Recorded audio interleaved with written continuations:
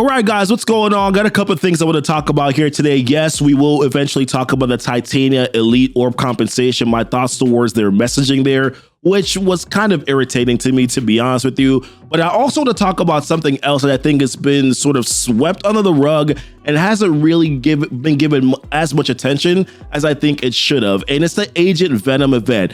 Today, we're going to have a patch, right? And that means that the event is actually going to be ending earlier than it would have for normal events. And I've heard a lot of complaints for a lot of players right now who are basically saying, hey, I will not be able to unlock this character now. And it kind of feels bad because that character is insanely important to that team because he's a lot of your damage. You really don't have a ton of damage on that team other than Winter Soldier, who does a lot of single target attacks. But your multi-adjacent attacks to be able to burst down characters really comes from Agent Venom on that team. And not having him available definitely is a feel bad. And I think it's not been talked about enough right now, if you ask me. And the reason why it's frustrating is because this event required a lot of activity for a lot of players to do. Now, not more than probably in previous events, but enough to where you're kind of like, okay, dude, like there was a lot that was required to be able to do this. So if you jump into this event here, you had to play your war battles, you had to spend power cores,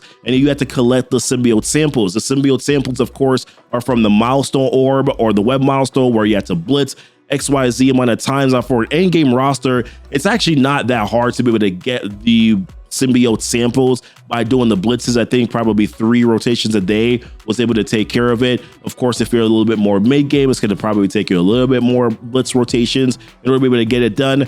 Either way, though, anything for me that requires more than 2 blitzes per day, I don't like it. And I think it's kind of unnecessary screen time from my personal opinion. Yes, it feels better than having to do 5 or 6.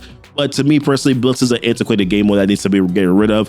And we should be able to focus more time on some other things here. But for me, there's a lot of players that I've gotten messages from, and I've seen the Discord messages, I've seen the Reddit messages that said, hey, I am going to be short this getting my unlock for Agent Venom here. I'm going to be short by 5 shards. I'm going to be short by 10 shards. And it ultimately comes down to the fact that players were the spending that you needed to do for your power cores was absurd.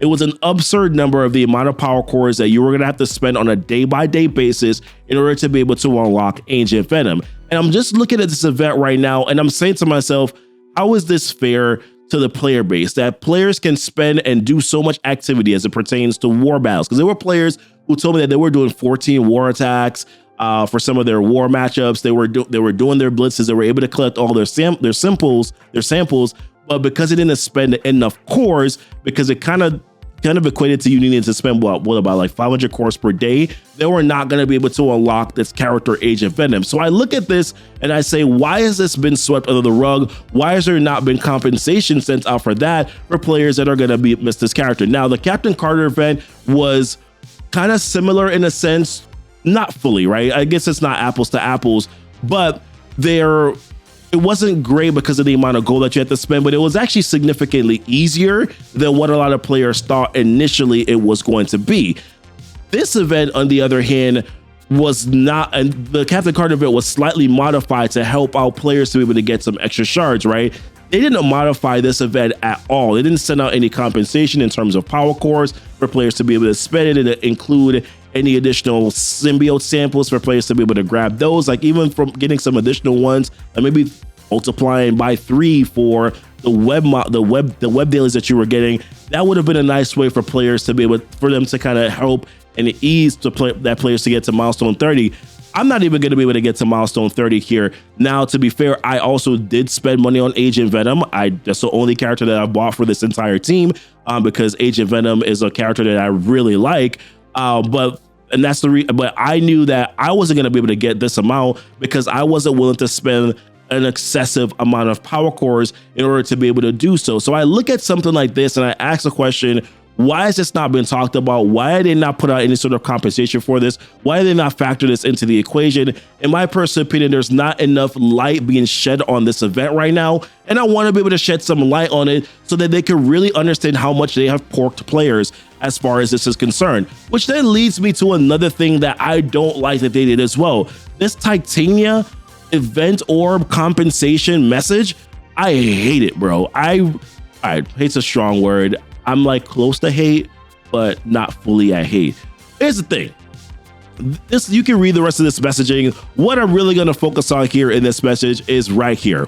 As a reminder, the team assesses each issue individually, and the actions taken here are not necessarily the same that will be taken in the future cases. We strongly encourage players to check the contents of an orb prior to opening it, as they will not always be compensated. All right, let's pause here for a second. Here's my thing, boo-boo. I get it.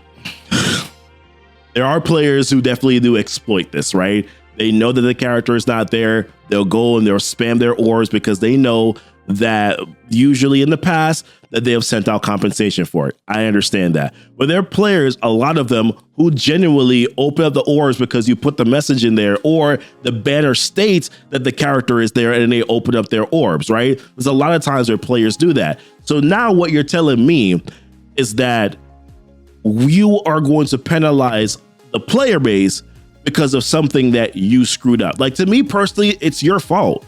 It's your fault, and you are deflecting now and putting the onus back on the players, when in reality, you should make sure that if the character is supposed to go live, if you're going to be able to send out that mail, you should make sure that the character is actually in those orbs. So the idea that you're then sending out this messaging that then says, hey, I'm going to encourage players to check the contents of an orb first before opening it, because you're not going to receive compensation if you open them up. Like, that's just putting too much onus on the players. I get it. You'll probably be pissed off because there's a lot of players who probably exploited it. I get it, boo-boo.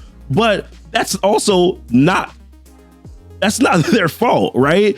You screwed up. You're the one that made the mistake here. And I'm kind of tired of them sort of kind of like penalizing the player base for things that they screw up, that they do, where there's an issue with a red character being in a red star orbs. They don't turn it back around in time for players to actually be able to open up those orbs. They'll give compensation after the feature character was in that orb and no longer there anymore. Like, things like that, to me, I don't like it very much, and I wish that they would start to really be more mindful of what they're doing and the messaging that they're saying. They need to start checking their messaging, right? Like, take your emotions, take your feelings out of it. Think about this from taking an objective. No, sorry. No, I was going to say subject. No, you want to take an objective approach to what it is that you're putting out these messages. Because to me personally, I don't like that you're saying, hey, you effed up. You screwed up. It's your fault. To me, it's not fair at all that they're choosing to do this. So let me know what your guys' thoughts are here. Like, how do you feel about, number one, the Agent Venom event? That to me is the bigger thing, the bigger issue. And how do you feel about this messaging here, the Titania thing? Like, how do you feel about that? Like, do you think that this is fair messaging? Do you understand? Do you think that they're right for saying this? Or are you kind of like, hey, I get it. You want to punish other players, or you want to make sure that the message is clear for other players. But what about people who genuinely, for the most part, are just opening up orbs because your messaging is there? Why are you then putting the blame on them? But that's it for me, guys. Patch is going to be going live today here, so we'll have some more videos coming out this week that will talk about some patch stuff.